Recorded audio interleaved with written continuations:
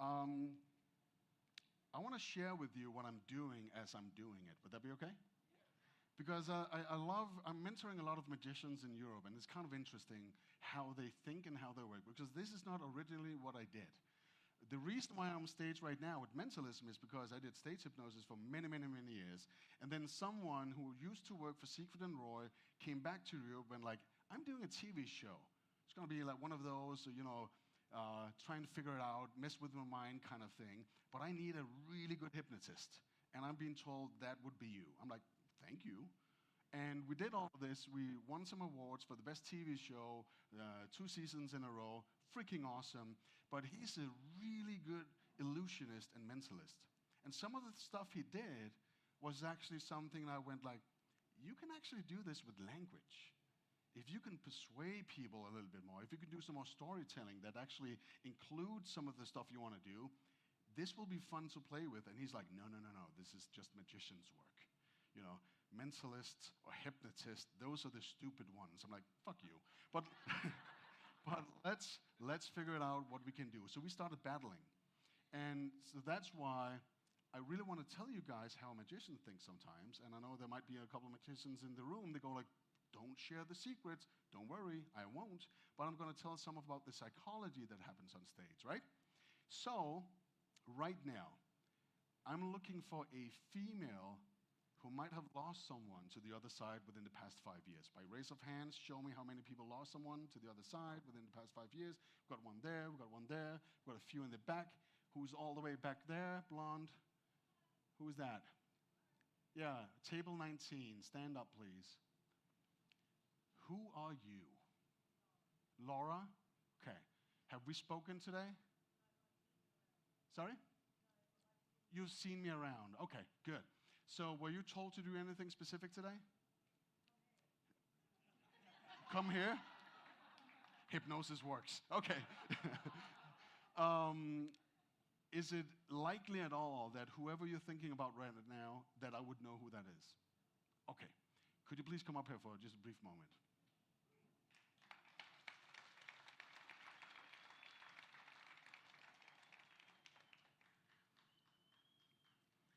So if you've seen some good magic shows, a lot of times it's really important for the magician to get the person on stage to reveal whatever they have first. And it seems like the magician already have wrote something down, but they haven't. So I want to be ahead of that and do something completely different in just a moment. So I've got a piece of paper here, and I want you, when you're done with it, close it up, put the pen back, take it with you. I never want to touch it until I'm done. Does that make sense? Okay. So as you may see right there, I got a box with the number 1, got another box with the number 2. In box number 1, I want you to write the first name of the person you're thinking of. In box number 2, I want you to write down what kind of relation or relationship you have, like family, what type of family, blah, blah, blah. But as specific and short as possible.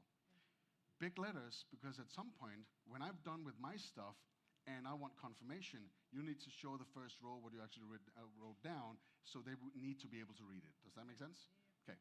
So you got this now, and you got the pen, and what I want you to do is actually stand right there, cover it up as much as possible. I want to be in front, because then nobody can see what you're doing. I'm going to be in front of you, and you're behind my back, and cover it up as much as you can, and just stand right there, okay? So, Laura, when you're done, just say loudly, I'm done.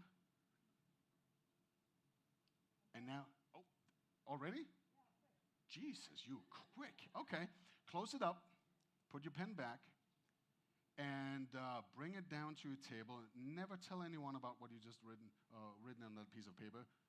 Oh, I hate when people just walk away and want to talk to them. Laura, listen, don't tell anyone. Keep that in your hand. Don't show anyone anything at all. Would that be okay? Thank you. Laura, get up here, Laura. Get up here. Are you guys ready for something eerie? Awesome. This will be a treat for this section.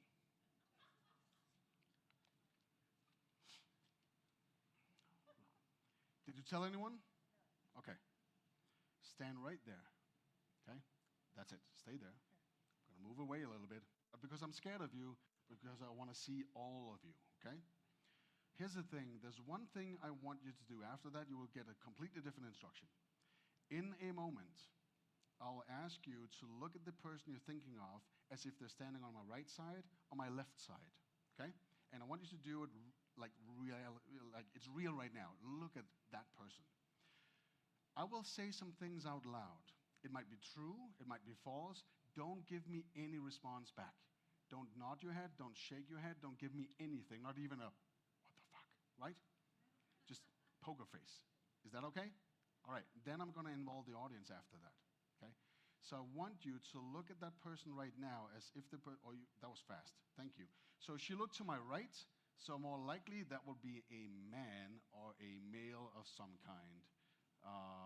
That was pretty fast. Did you notice you just did it like that fast? That's how fast it went. From now on, you're not allowed to speak or say anything or give me any sort of feedback. Audience, I'll give her 3, 4, or 5 tasks right now.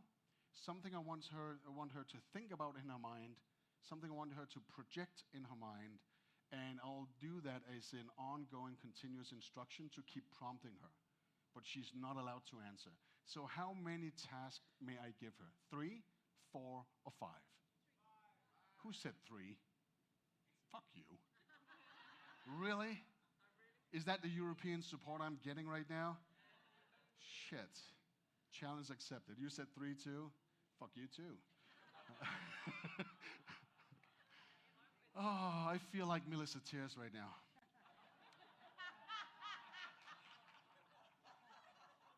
Okay. Are you ready? Okay. Yeah, no expression, no nothing. And I'll do this pretty fast. Okay, here we go, back again. I just want you to think it as loud as possible in your mind, okay? You guys can follow what's happening. I'm gonna show everything that's gonna happen up here, and you can see the process. I want you to pay attention to her face and body language as well, okay? So the first thing I want you to do is think about the name of this person and go as far back as you can, find a memory, keep saying that name loud again and again and again. I don't care about the relation or the relationship you have, just rethink the name as if there's a sign above my head and just write down every letter of that name and you keep doing it again and again and again. Yeah, once more. Once more. All right.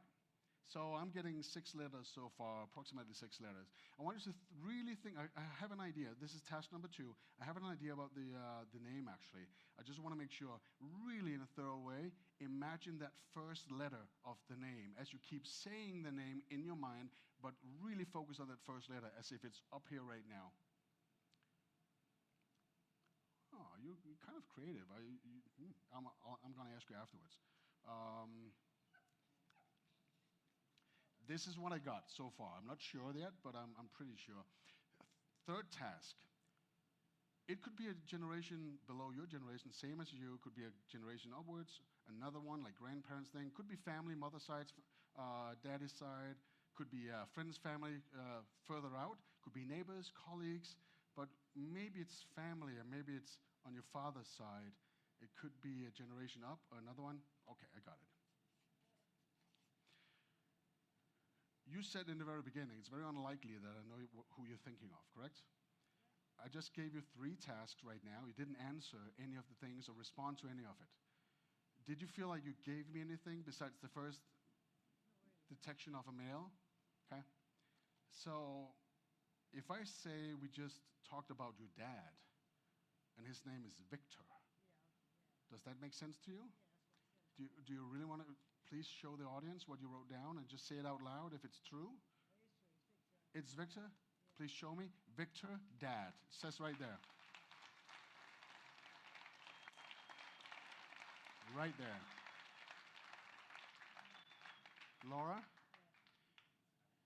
I know this sounds like a cliche kind of lot, but there was something he could make you laugh. Like there's something he could do that would make you laugh hysterically. I'm not just saying this as a cliche kind of thing, but there was something there. There was a memory you brought up there. That was a happy moment with you laughing at something ridiculous. I'm not sure if you did it or he did it, but that was a moment that was really rare. But that happened. Does that sound real to you? It was very funny. It was very funny? Okay, that makes sense. It wasn't like bicycling or on a boat. It was that funny moment, correct? Makes sense. Thank you. Laura.